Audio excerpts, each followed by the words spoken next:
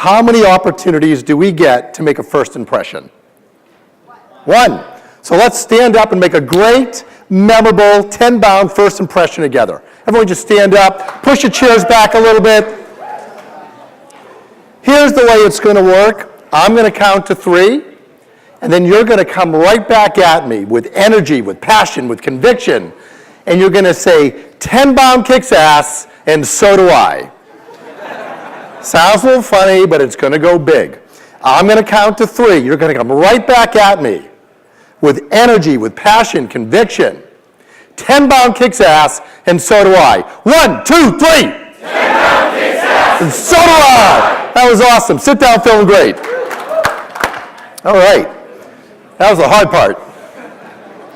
Who here has ever won a sales contest? Every hand should be up at Tenbound. Come on. I won my first big sales contest back in 1990. Where's the clicker, by the way? I have a clicker. Someone get me a clicker? I don't need slides. So I won my first sales contest back in 1990.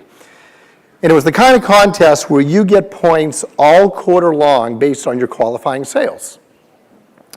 And at the end of the quarter, they give you a catalog where you redeem your points. This is Q2 1990, and I killed it. I killed it. And I got my catalog, and I'm going through. Here comes the clicker. And my first redemption, this 1990, was a 32-inch RCA color TV. Now, in 1990, that's a big deal because that was a big TV, and it was about 32 inches deep. Those must be the millennials laughing, because everyone else that's my age knows this. The second prize was a high-end VCR, because I had to watch my videotapes from Blockbuster Video. My third prize, my first set of golf clubs. And then, you know, you get to the end, you got a few points left over, and you're going through the catalog, and you don't know what you're going to take. I get the knives. And this was a very unlikely redemption for me, because in 1990, I got a roommate, I'm living in an apartment with a very small kitchen, and we don't use it very often.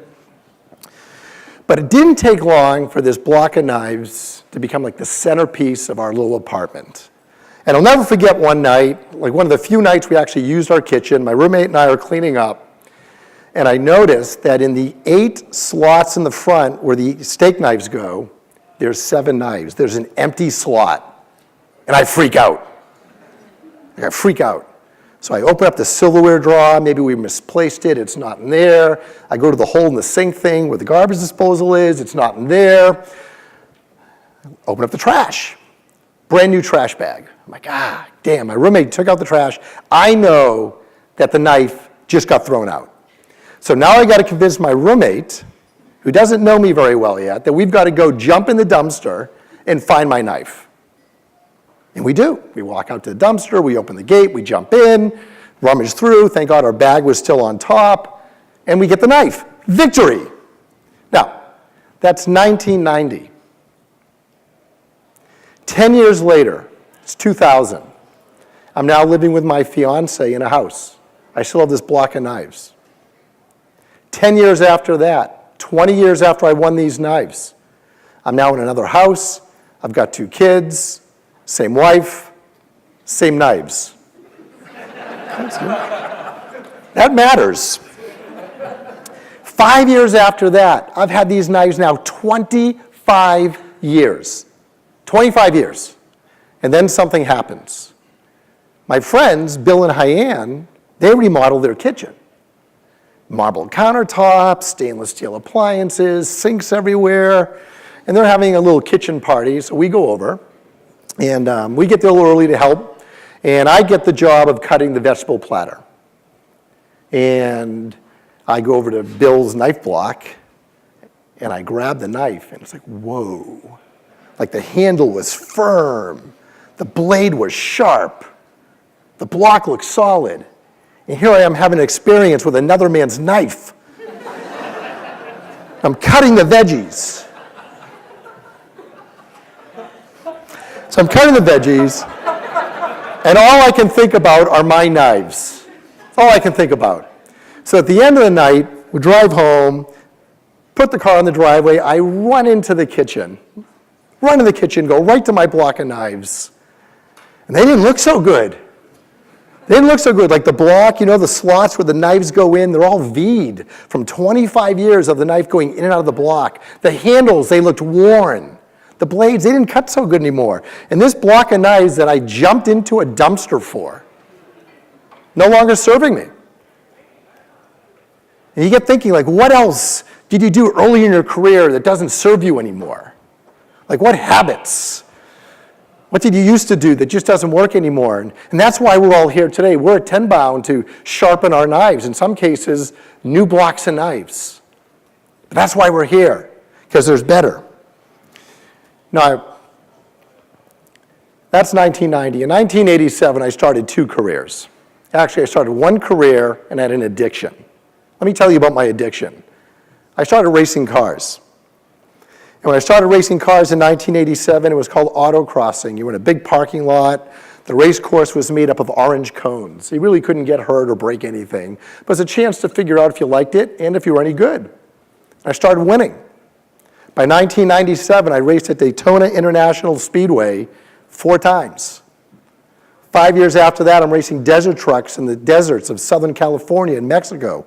And here's what I learned. There is more bad luck than good luck on the racetrack. I could blow a motor. I could blow a tire. I'm out of the race.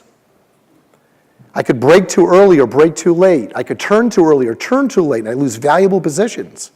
Even crazier than that, the car in front of me could blow a tire, blow a motor, and I'm out of the race. They could brake too early or brake too late, turn too early or turn too late. I'm out of the race. This is like controlled chaos. And I'm like, what can I possibly do to figure this out? So here's what I learned. As a driver, there's 3 things that I control. The first thing that I control is how good of a driver I am. I filmed every single race from inside the car. I used to watch those tapes religiously to make sure I was doing the best I could. I went to driving school.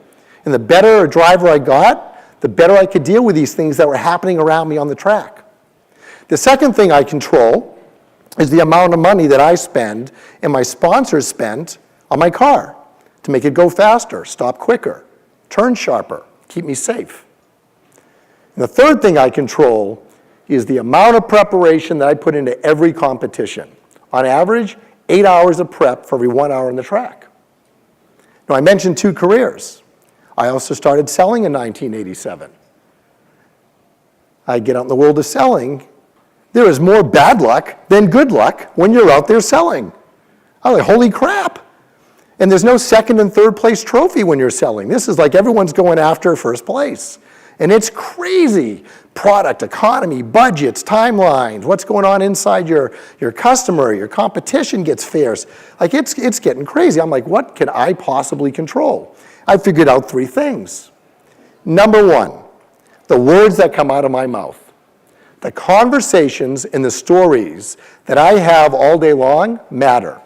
And the better I conversed, the fatter my wallet got. Number 2, how I spent my time. The actions and activities that I took all day mattered. The more activity I took, the luckier I got.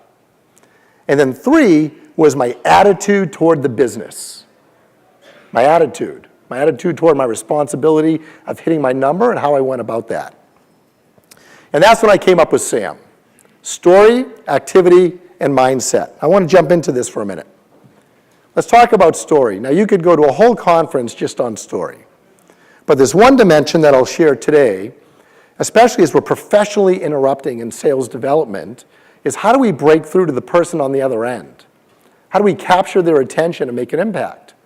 Well, number 1, when they pick up that phone, you have seconds, and I don't mean lots of seconds, I mean like 3 to 5 seconds to get their attention, to be safe, to be likable, to be interesting. Well, they're gonna give you another 10 seconds to be what's called relevant. Like relevant, because the human brain is literally saying, does this matter to me? Are you worth my time? I'm busy, you just interrupted me. So you gotta be likable to set the hook, and then you gotta be relevant. Now, Most sales development teams today do an amazing job at this. You've figured out how to get someone's attention quick. You jump right in. You've done your ICP work. You got your value proposition. Of course you're relevant. Here's where the money's made in the next step. It's the difference between ooh and ah. It's credibility. A lot of the scripts that I see and a lot of the prospecting that I experience is that credibility is deferred. The SDR talks about other companies just like you. So we have credibility through what we've done with other companies.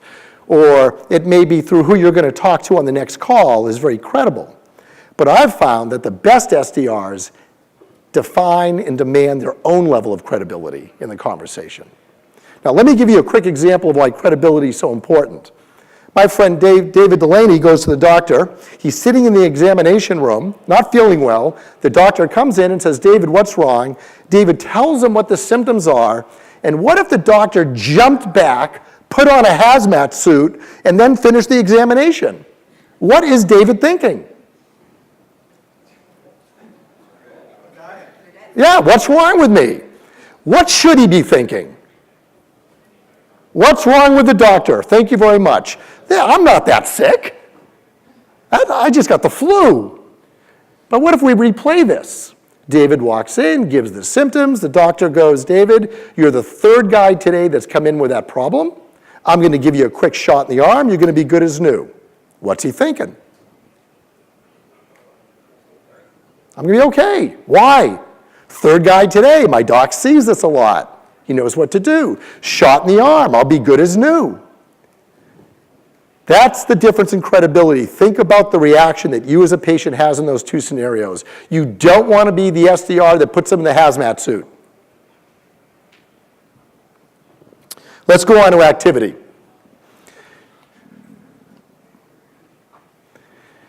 One of the common themes that we've seen so far this morning is that there's an agreement that activity is changing. It is no longer about being busy.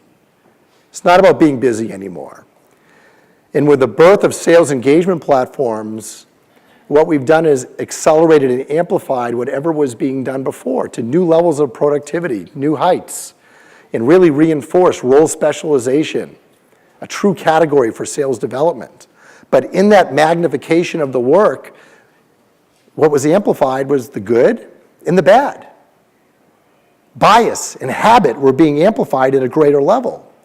And it's changing. Today with machine learning and data science embedded in the platform, now it's about revenue efficient activity, doing the right thing at the right time and pulling those biases, pulling those bad habits out of the workflow. And it's happening right now. This is not something in the future. And all of this science is freeing up the art because in the end we want to have more conversations. I'll give you a quick example here. One of our customers had a bias, had a habit where responses coming back in email that had an objection were deprioritized for response and follow-up because the belief was they weren't as interested. We ran all of this business through our machine learning platform, and what we found were the reps that actually prioritized customers that came back with an objection created twice the opportunities from those as the ones that waited. Because those reps saw that somebody with an objection literally just had a question. It wasn't somebody that wasn't interested. They just needed more information. And this is an example how machine learning today and data science, it's not whether or not you prioritize or deprioritize based on what you think. It's prioritizing based on what we know. And what we're going to continue to see with activity as we go forward is the science liberating us, the science freeing us up to do more and better work. So we just talked about the importance of establishing credibility at the sales development stage, the value of the science freeing us up to have even more conversations. But let's talk about the fuel for making all this happen. And I call it mindset. Who thinks mindset just a bunch of BS? Well, it is. Maybe not the BS you're thinking, belief systems. Mindset is a bunch of belief systems. What's the difference between an SDR that has a bad call and then goes into a funk for 3 hours versus the SDR that has a bad call, it's so resilient, boom, next call you would have thought they hit a home run on the call before, versus the SDR that has a bad call, picks the phone back up and calls back that prospect and says, look, I just didn't do my best work with you. I'd love to have a second chance. I really think we can help. Would you do that? What's the difference between those three scenarios? And it's mindset. And mindset is built on belief systems. Now, some belief systems could be, my company has my back, and my company has the back of my prospects and customers. A belief system could be, I'm completely trained and ready to go crush the day. A belief system could be, the product that I represent solves a super important problem in the marketplace, and I feel it's a moral imperative for me to get this to market. A belief could be, I hold myself accountable for the numbers I've been tasked to go do and get paid to do. Those are beliefs. And those beliefs create an attitude. That attitude is going to drive your behavior.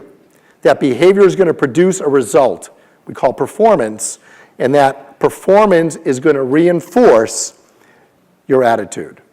This works both ways. Empowering beliefs are going to create a success cycle where the rich get richer or the winners win, and bad attitudes create a negative cycle. And this just doesn't work in sales, ladies and gentlemen. This works in your relationships, your spirituality, your finances. It's all based on your beliefs. It's all based on your beliefs. Let me wrap it up with this. At 7 feet 2 inches, not me, maybe him, but not me, Luke Longley was destined for an amazing career in basketball. Came from a country that's not known for producing basketball talent. So when it came time for Luke to go to college, he came to the States and went to New Mexico State. New Mexico State basketball is known for hard work and grit. And Luke fit right in.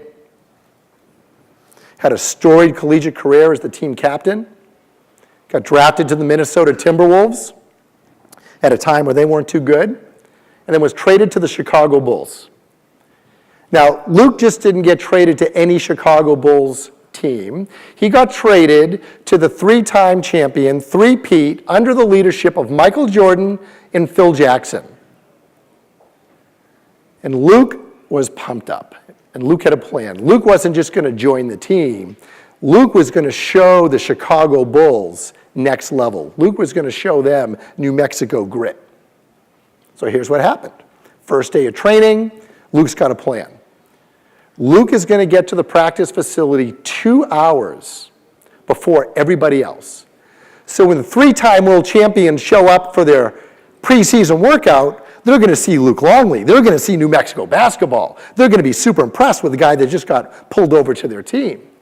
So he wakes up early, still dark outside, gets ready, he drives to the practice facility, walks in the locker room, nobody there. Just like Luke knew, nobody there. Luke gets all changed, and there's a corridor that usually connects like the locker room to the gymnasium, and there's like those real heavy doors and Luke's walking down the corridor out of the locker room toward the gym and starts hearing some noise. And the closer that Luke got to those doors, the louder the noise got. And Luke pushes open those two heavy metal doors to the gym, and every single Bulls player is out there warming up. Everyone. At 2 hours early, Luke is late. And in that moment, we realize that there is always another level. There's always another level to take our story, our conversations to the next level with more passion, more conviction, more credibility. From an activity perspective, to leverage the science and data available to do the right thing at the right time, make even more money, be even more revenue efficient, and to reinforce and cultivate the mindset of a winner. Always the next level. I challenge everybody here at Tenbound and beyond, don't ever settle. Remember Luke Longley. I would love to hear your story today. I'll be at the outreach booth, and if you don't want to talk to me, which is cool, we're doing professional headshots if you want to upgrade your social pictures. Have a great event. It's been fun. Thanks, Matt.